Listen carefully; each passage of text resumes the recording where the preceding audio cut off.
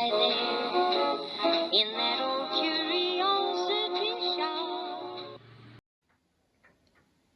Well, hello, good folk, and welcome back to the dining room of the 1925 bungalow. Please ignore that tablecloth. I'm not even sure why it's there. I can't remember now, but let's look at what's on the table.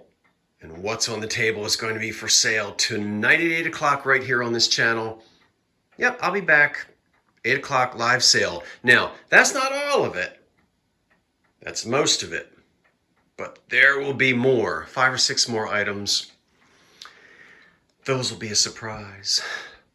But let's start off up here on the top of the china closet, because we've got an antique oak kitchen clock that'll be for sale tonight. There she stands. We'll let you hear her tick-tock. Now, these are typically called kitchen clocks. Shelf clock, mantle clock. You typically wouldn't find that on a mantle in someone's home. Typically, these are considered kitchen clocks. Doesn't mean you have to use it in your kitchen, of course not, and it doesn't mean that it wasn't on someone's mantle, but typically that's what they were. It's made of oak. It's in original condition, and it runs. Now we'll talk about the finickiness of clocks in a minute, and what you might expect if you'd like to purchase this clock. But it dates to the 1890s to 1900. And what's really nice about it, I'm going to open it up here, and well, there are a couple things that are really nice about it. We'll start with the inside. Here's the winding key.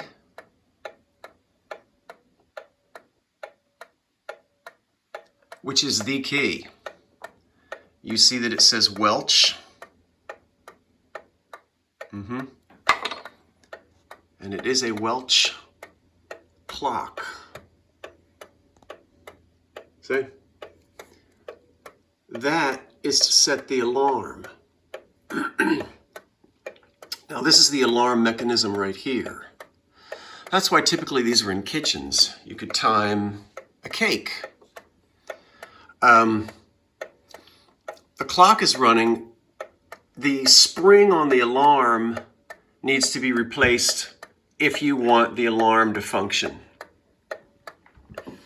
And if you'll listen closely when I wind it, you'll hear it will catch and then miss and catch and then miss. Listen. Hear that? That's the spring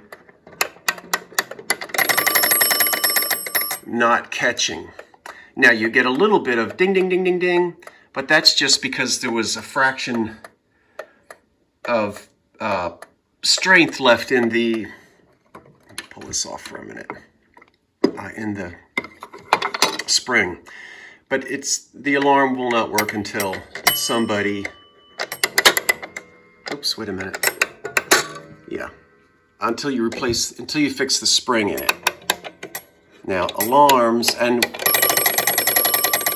if you do fix the spring, then you can twist this and tighten it all the way. See, here's the spring, and it's not tightening because it's slipping. It's just broken. So if you want to fix the alarm, you can take this off, and any clock repair person could fix that easily. This is the chime for the actual clock itself, and we can activate it. There's one.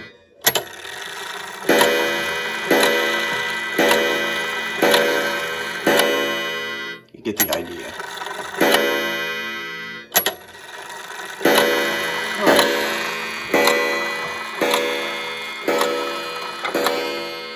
There's the beautiful pendulum, which I took off, and of course when you ship a clock, you always take the pendulum off. This little thumb screw right here is to raise or lower the pendulum, and you turn it, twist it, and when you raise the pendulum or lower the pendulum, you're adjusting the speed of how fast it can swing, fast or slow. So that will adjust the timing of the clock. And then this is really, this just hangs. There's a hook under there, and anybody can, when you get it, you just look up under there and there, I've got it hooked. And you give her a little swing. Now I will let it wind itself down so there's no tension in the spring when I ship it, because I don't want it to be ticking, and I certainly don't want any bong, bong, bong going off while it is in shipment.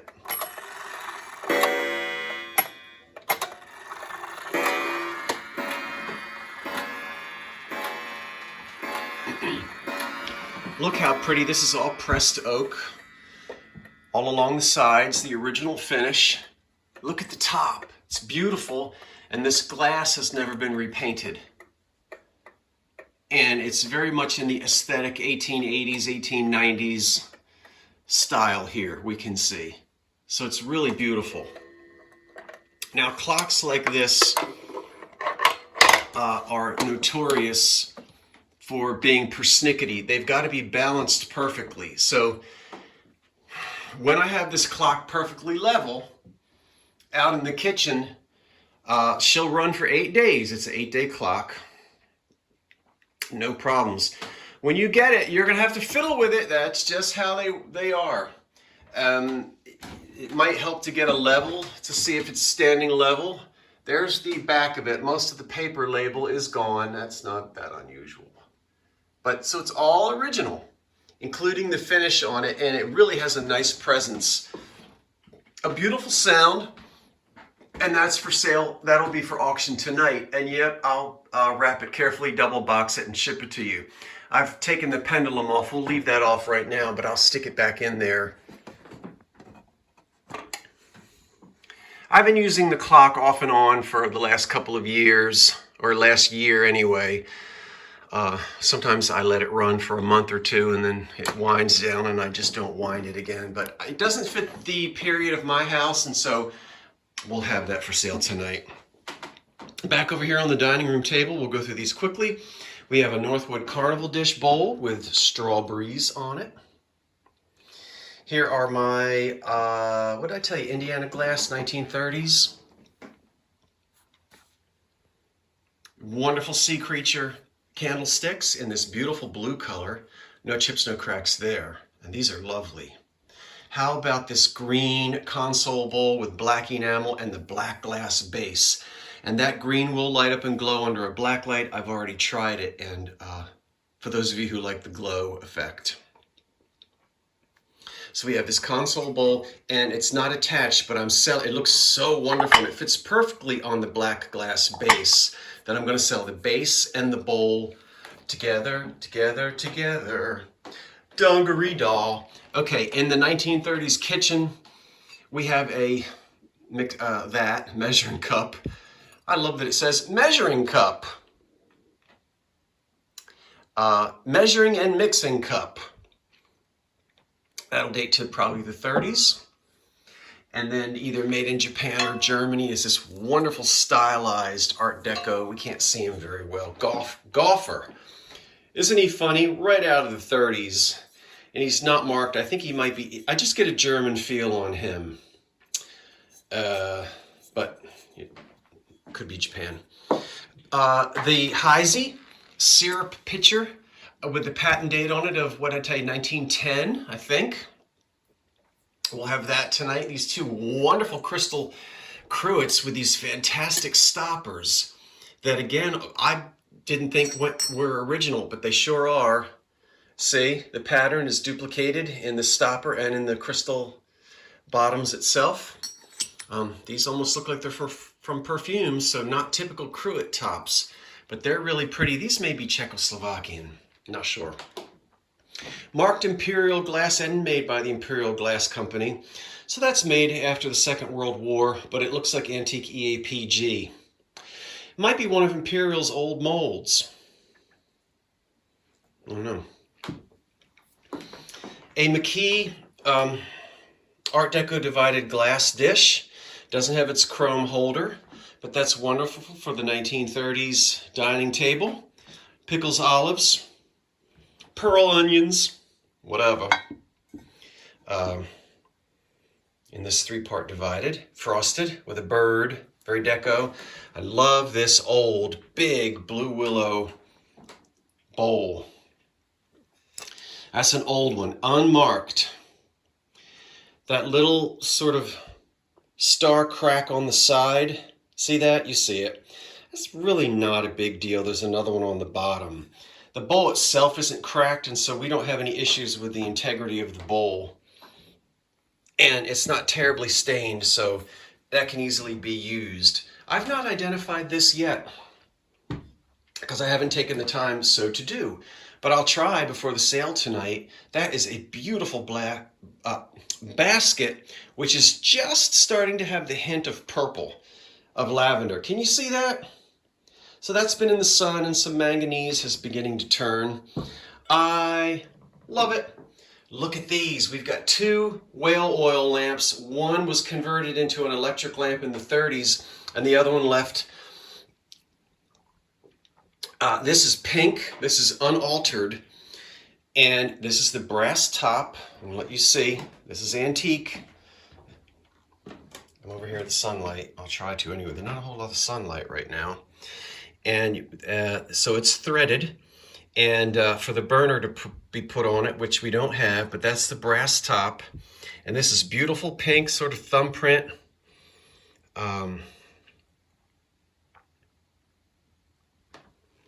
Design on that whale oil lamp. This is another one which was drilled here and underneath to accommodate the electric cord, and then an adapter put on it and an old socket. But that is in, and here's the, come here. Here's the wonderful plug.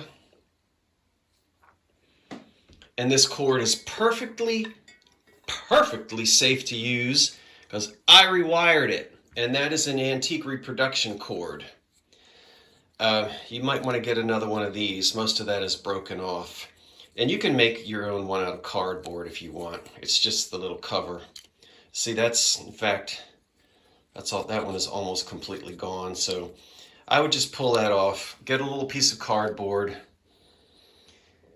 and punch 2 holes in it for the plugs, stick it through.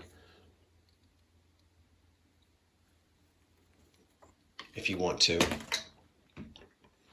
But isn't that color beautiful on that lamp for amber? And then the 2 candlesticks. We've got the Swans by Paden City. Oh my goodness, I can't believe it. The candlesticks here, the Paden City Swans. This is in the crow's foot pattern. There's the big console bowl. Here's the mayonnaise. Yeah. This is a scratch and dent. Well, not dent, but scratch.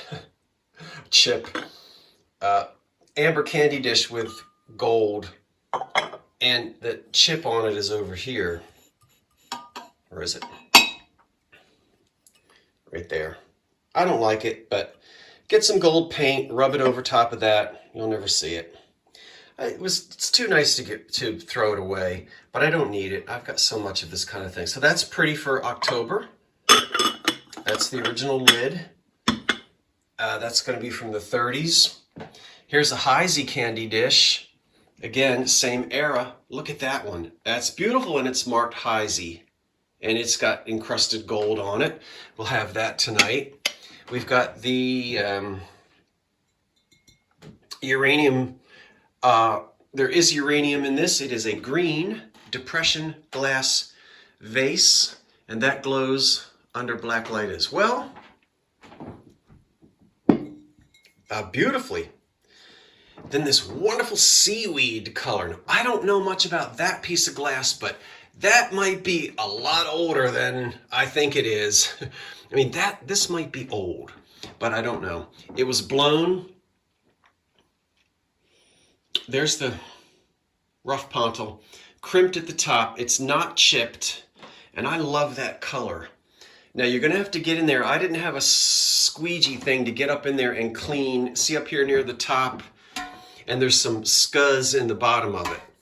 but you're going to need to get a sponge with a neck on it to get up in there, to get that out of there. Just scrub that. And I didn't have anything to get in there and scrub it with, but that, I just think that is beautiful. The colors on it. From Granny's Kitchen. Then we've got these wonderful, now I didn't clean this chrome yet. I might not, I might just let you guys do that if you want to. You can just polish that chrome up and that oxidation will come right off. I'll do it if I have time today. Barley twist candlesticks, probably from the 30s. And we talked about that in the thrift haul, so we won't keep going. And then this, I've not cleaned up the silver plate. I may leave it that way for you to decide if you want to clean it or not. But that's a Carnival glass bud vase, and that'll come right out of there. I won't pull it out now, but we'll have that tonight. So this is about 1910 era. That's Northwood. All right, I covered everything on this table, I think. Isn't it a nice array? Pretty glass for nice. Nice. And then, of course, the clock and a few other things. And again, I've stopped the clock at the moment. I took the pendulum out. Oops. But that's easy to just put right back in. And I'll put that back in. Now, again, with the clock, you know, there's no guarantee. I could ship it to you and the spring could break the next morning. You're on your own with that. I oiled it and cleaned it, but I did not replace the spring. If it ain't broke, don't fix it. The alarm can be fixed if you want to. If not, no big deal, because, you know, I don't know who would actually ever really set this as an alarm. But that spring does need to be fixed. Okay, we can just get a little bit out of it. Well, we've already done that. Okay. So I'm not going to fiddle with that anymore.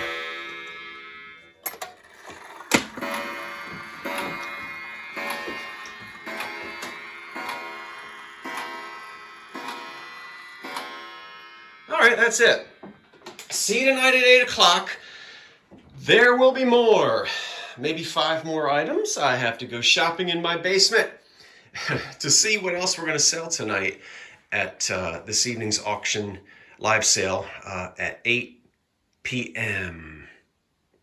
Monday night. Okay, until then, I am Scott from The Old Curiosity Shop, and I thank you for watching. Now, wait for the cat, and so long for now.